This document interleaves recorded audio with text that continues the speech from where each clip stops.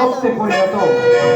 শান্তিময়ের তন্দ্রা করে যেদিন আছিল সাহিত্য, সেই ক্ষণে এক নারী মূর্তি চেয়েছিল মনে বোঝা মহাপ্রতাপ রৌদ্র পরায় নামে শঙ্কর সেবক নামে কলঙ্ক দাঁড়িত না, তাই রাক্ষসী বলে প্রত্যাখ্যান করে আসে। কিন্তু যেই দিন হতে প্রত্যাখ্যান করে আসে, সেই দিন হতে এই বিরাটের বুকে চলে ওই প্রতিদিন খেলা। স্ত্রী স্বামী হারা, পিতা পুত্র হারা, একে একে চলে যায় ওই মরণের কোলে।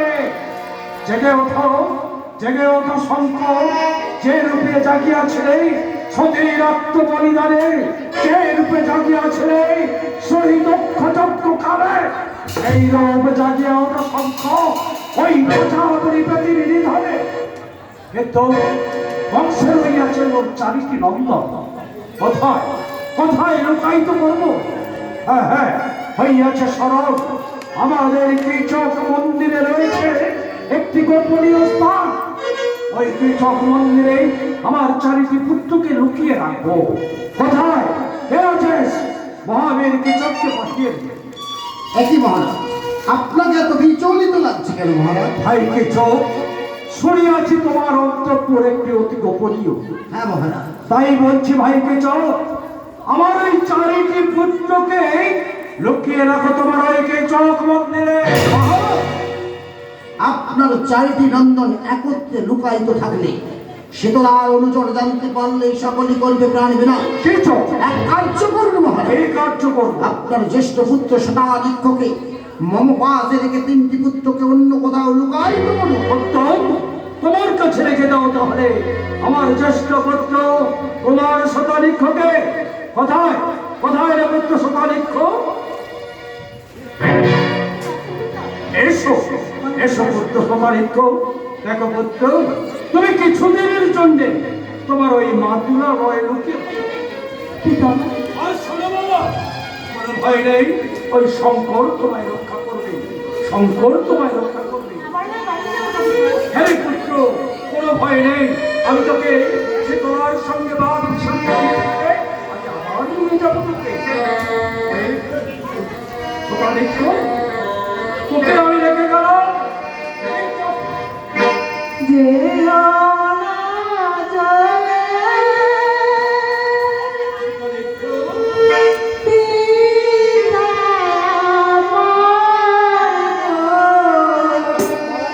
থাকবে।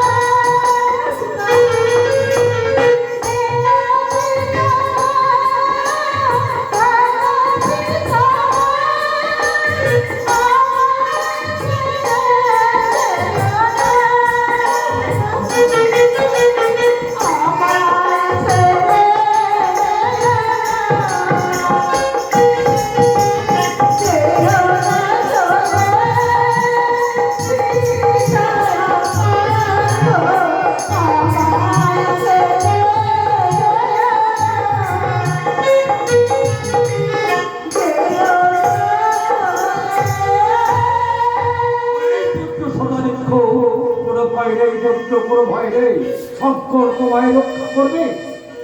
ভাই কিছু মহারাজ, আমি তলের হাতে তুলে দিলাম আমার একটি তাজা পুত্রকে। তুমি একে জীবন দিয়ে রক্ষা করো ভাই, জীবন দিয়ে।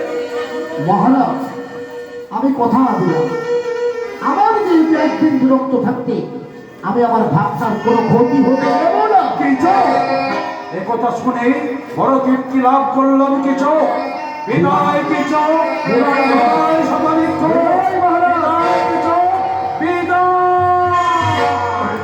পুত্র